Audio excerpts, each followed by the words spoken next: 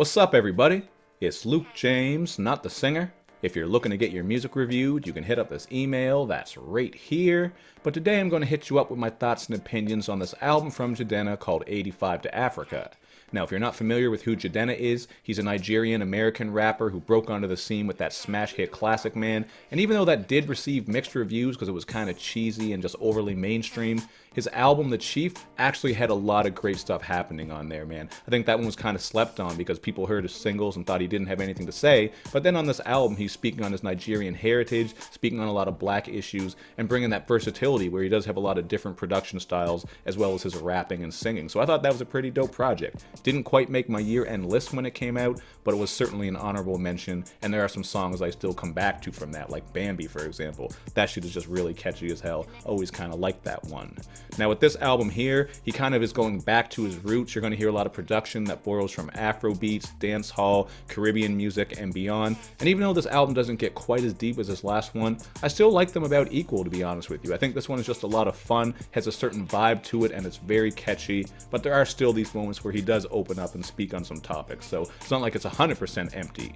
You get the song Jungle Fever, for example, where, as the title suggests, he's speaking on his mom and dad, his mom a white woman and his dad a Nigerian, who came together, fell in love, and had him. Just a little bit about his childhood history. And then with the song Worth the Wait, he opens up speaking about how he carved his own lane coming from the place that he did, and he also touches on the idea of black excellence and unity, just how people need to come together, stop fighting with each other, and do better. That's actually the overlaying theme here that you're going to pick up on a lot of songs. You'll hear this also on the Trap Banger title track, where he spits, "Do it sound like a new conversation? We still talking about Jewish and Asians," which is obviously in reference to that age-old conversation about how those two communities uplifted each other, they did well together financially, and sort of just kept things moving forward and progressing. Whereas in the black community, sometimes there's that infighting, violence, and other stuff going on. Of course, I'm speaking very broad here, you know what I'm getting at, but he's just bringing that to the forefront, and I do like how he does touch on these topics. He doesn't really go too deep or expand on them too much, which would be one of my gripes here, but I still appreciate the overlaying theme of black people coming together,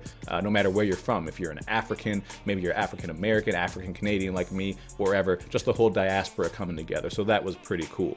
You're also going to get some really great production on here. I thought the other half was dope because it kind of has a Houston feel to it. You're getting this crawling bass line and these starry bells to go along with vocals from Mariba and Saint Beauty. Definitely one of my favorite tracks. And then the wavy single Tribe has bass rolls that are thicker than Miss London. I don't know if that bass rides as good as she does, but it probably does. You turn that shit up in the car to work good, but man, it is really thick. Another fun, catchy track. You could say it's generic. I would perfectly understand that, but you know, sometimes those type of tracks just hit you, and that was one that I did like. It had a really fun vibe to it. Then you have the hazy banger Susu, which gets its title from the idea of everybody pooling their money together, then everybody has a turn at it as time goes on, which I think is a pretty cool way to uplift each other.